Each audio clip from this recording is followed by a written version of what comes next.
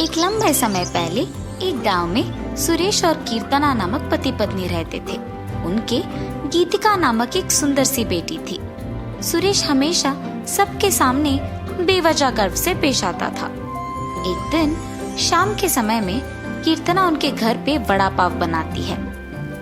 कीर्तना, तुम्हारे हाथ का ये वड़ा पाव सच में बहुत स्वादिष्ट है। और इतने में उनके घर सुरेश के रिश्तेदार आते हैं।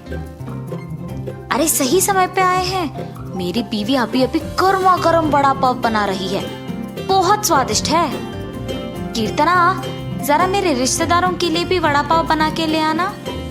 जी अभी लाई। ये कह के गर्मा गर्म वड़ा पाव बना के वहां लाती है और उनके रिश्तेदारों को परोसती है।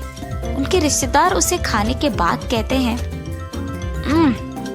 सुरेश, तुमने ठीक कहा, हम वाकई ही सही समय में आए हैं, वरना इतने स्वादिष्ट वड़ा पाव हम नहीं खा पाते। मेरी बीवी जब भी वड़ा पाव बनाती है ऐसे ही एकदम स्वादिष्ट वाले ही बनाती है, इसीलिए जितने भी बार बनाती है मैं उन्हें उतने ही प्यार से खाता हूँ। हाँ, बात तो सही है, इतने स्वादिष्ट वड़ा पाव तो कोई आसानी से नहीं बना सकता। अगर तुम्हारी बीवी ने दुकान लगाया तो लोग खरीद के खाएंगे ने। हाँ नरेश, अगर मैं इतना स्वादिष्ट वड़ा पाव बनाती तो पक्का दुकान लगा देती। अगर मैं अपनी बीवी के साथ एक वड़ा पाव का दुकान शुरू करूंगा तो सभी वही आके खाएंगे और उन्हीं स्वादिष्ट वड़ा पाव के बारे में सारा गांव बात करेगा। ये एक अच्छा सोच है। ऐसे ही उसके रिश्तेदारों के जाने के बाद भी उसी विचार के बारे में सोचते रहता है। तब कीर्तना को नजर आता है कि उसके पति किसी सोच में पड़े हैं। उनके पास जाकर कहती है, क्या हुआ जी, किस चीज के बारे में इतना सोच रहे हैं आप? कीर्तना, तुमने तो सुना है ना कि मेरे रिश्तेदारों ने क्या कहा, हम हमारे घर के सामने ही एक वड़ा पाव का दुकान लगाएंगे। तब मेरे रिश्तेदारों के ही तरह इस गांव के सारे लोग उसी के बारे में बात करेंगे। ठीक है, आपके विचार के अनुसार ही हम वड़ा पाव बना के बेचेंगे, लेकिन आपको अब से ऐसे बेवजह गर्व की बातें करना बंद करना पड़ेगा। अगर आप इसी बात को मानकर अपने बर्ताव को बदलने का वचन देंगे तो ही हम ये व्यापार शुरू करेंगे। हाँ, अब अगर मैं अपनी बीवी की बातों को नहीं मानूंगा तो वो शायद व्यापार शुरू करने के लिए नहीं मानेगी और मैं ख्यालों के अनुसार और मेरे ख्यालों के अनुसार कुछ नहीं होगा। ठीक है कीर्तना, तुम्हारी इच्छा के ही अनुसार मैं अपना बर्ताव बदलूंगा। हम कल से ही वड़ा पाव बना के बेचेंगे। और ऐसे ही वो बाहर जाकर वड़ा पाव की तैयारी के लिए जरूरी सामग्री लेकर आता है और अगले दिन नरेश उनका दुकान शुरू करके उसके बीवी को वड़ा पाव बनाने के लिए कहता है। कीर्तना उसके पति के बातों के अनुसार ही वड़ा पाव बनाना शुरू करती है। स्वादिष्ट और गर्मा गर्म वड़ा पाव, आइए बाबू आइए। ऐसे जोर जोर से चिल्लाने के कारण उस तरफ जाते हुए सारे लोग आकर्षित होकर उसके दुकान आते हैं और वड़ा पाव लेके उन्हें खाने लगते हैं। सुरेश, वड़ा पाव तो बहुत गर्म और स्वादिष्ट है। हाँ, अब तक मैंने इतने स्वादिष्ट वड़ा पाव कहीं नहीं खाया है। हाँ, मेरी पत्नी बहुत अच्छा वड़ा पाव बनाती है, उसकी तरह तो और कोई नहीं बना सकता है। ऐसे उनको वड़ा पाव देकर उनसे पैसे लेता है। उस रात को जब बैठ के वो आए हुए पैसों की गिनती करने लगते हैं तो कीर्तना कहती है,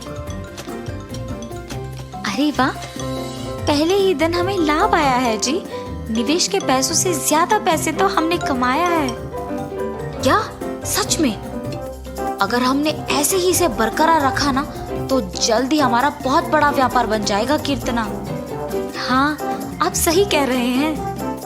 पहले ही दिन उतने पैसे देख पति पत्नी दोनों खुश होते हैं। ऐसे ही वो हर रोज उनके सोच के मुताबिक वड़ा पाव बना के उसे बेचते हैं और कुछ ही दिनों में उनका व्यापार अच्छा चलने लगता है।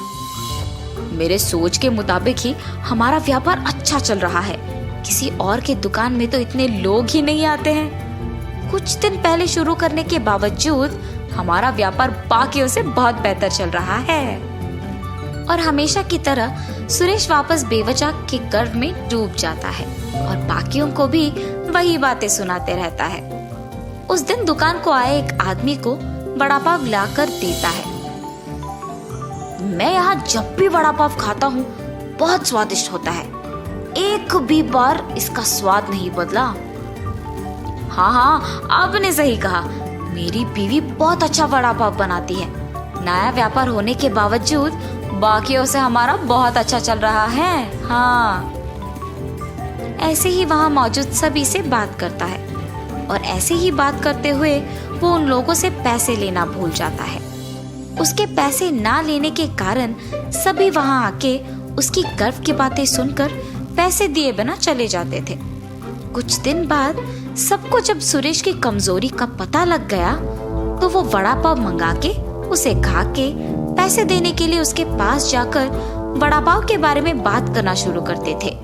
सुरेश उनकी बातों में पड़ के गर्व की बातें करता था और उनसे पैसे लेना भूल जाता था और कुछ देर बाद वो लोग वहाँ से पैसे दिए बिना चले जाते थे। सुरेश के इस बर्ताव के कारण उनके व्यापार में नुकसान होता है और अचानक उनके सपने टूट जाने पर पति पत्नी दोनों बहुत निराश होते हैं।